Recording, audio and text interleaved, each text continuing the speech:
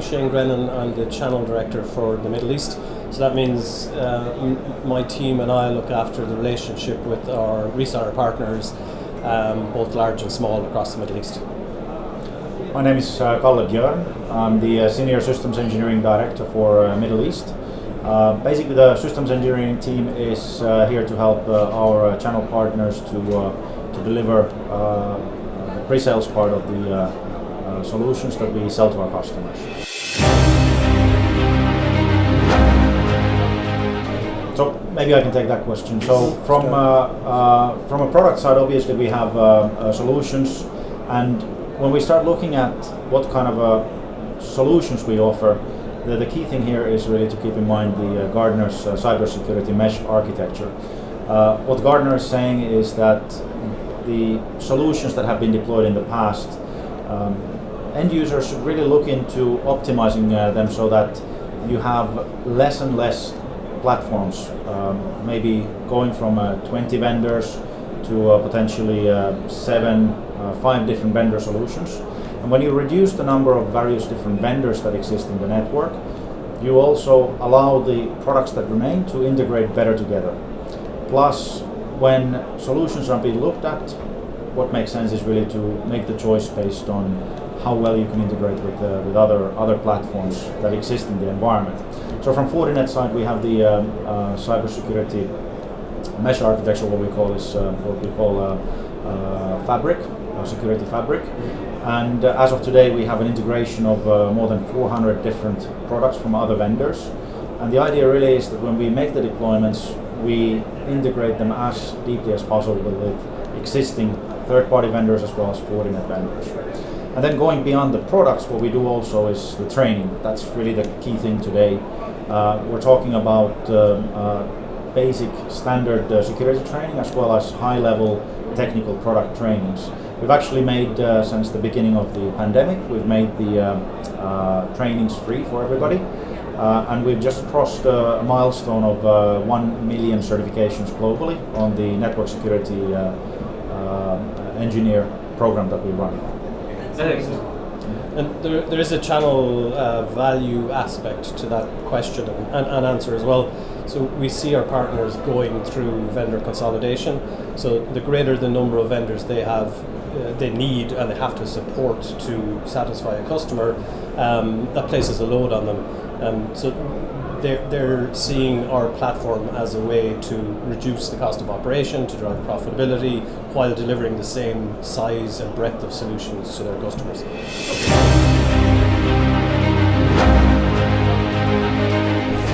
The 3 leading technologies that we're showing are security operations, zero trust, or zero trust networks access specifically, and cloud.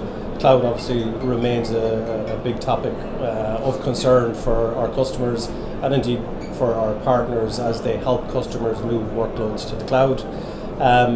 Security operations is something that, going back over the years, was of primary concern to probably very large enterprise partners, but that has pretty much proliferated through every customer size across the market. Some will build their own, but some will take it as a managed service from a third-party organization. But the way the threat landscape is evolving, the need for a security operations center for every customer is well established now. And the boundaries of the network were disappearing and blurring before the pandemic. That accelerated it dramatically. So zero trust in a world where people are working from literally anywhere, anytime, has really gone up the priority list of our customers. So we've picked those 3 particular technologies because that's what we hear back from our customers that they want to see.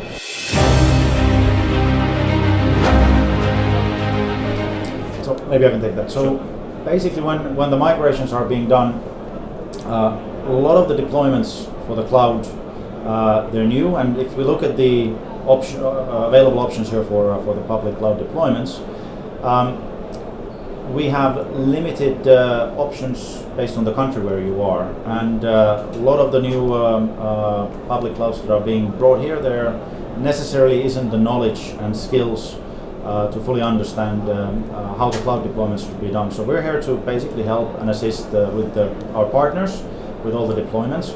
what's critical is that when this migration is done, it shouldn't be just shift and lift, basically moving services from data center to the cloud, but rather it's an opportunity to redesign the whole architecture. And in fact, when we talk about cloud, it needs to be redesigned. Security needs to be there from day one. So when the design for the new setup is done, it's very, very important that the security team gets involved, because we've seen a lot of cases where migration has been done just by moving an application from on-prem to the cloud. And once the work has been done, then the discussion starts, how do we secure this application? But because it is a cloud, the security is done in a completely different way than you would do it within your on-prem environment. And a lot of the times, everything needs to be scrapped and you start from beginning. So really the advice from our side is from day one, when you do the migration to the cloud, security needs to be involved. Design needs to be done so that whatever solutions are deployed from security perspective, they're taken into consideration as well. Yeah, I mean, one thing that differentiates our approach to cloud is our breadth across all of the hyperscalers, but also our depth of solutions that we have ported into that public cloud environment. So if you think, if you're a customer and you have a very sophisticated and wide security set of solutions deployed, you want to be able to simply extend that boundary into the cloud. You don't want to have to, at the security policy and management and orchestration layer, do something completely different, or even have a completely different set of tools. That would be a nightmare. So part of our key value is that from a management and orchestration layer, we see the public cloud the same as on-prem. So if a customer has a policy in their private network side, that can simply be extended to the public cloud. So the plane of management, I suppose, looks the same, whether it includes many hyperscalers and on-prem, hybrid cloud, etc. And that's what you want to achieve for customers, so that there's not a massive level of differentiation of work.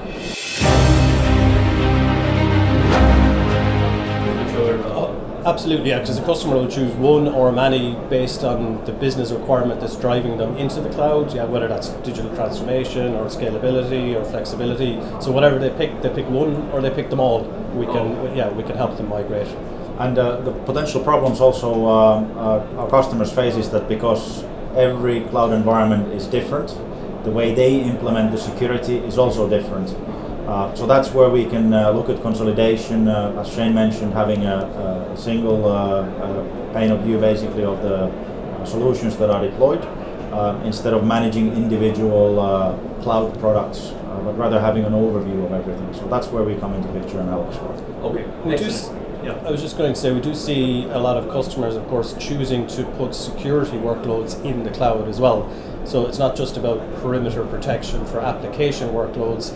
You may choose to run a security solution such as a sandbox that you did on-prem, well, you might want to run that in the cloud for exactly the same reasons. So that's the reason that we have ported the vast majority of our solutions to be run in the public cloud, not just because it's an application, but because that might be the best point for security.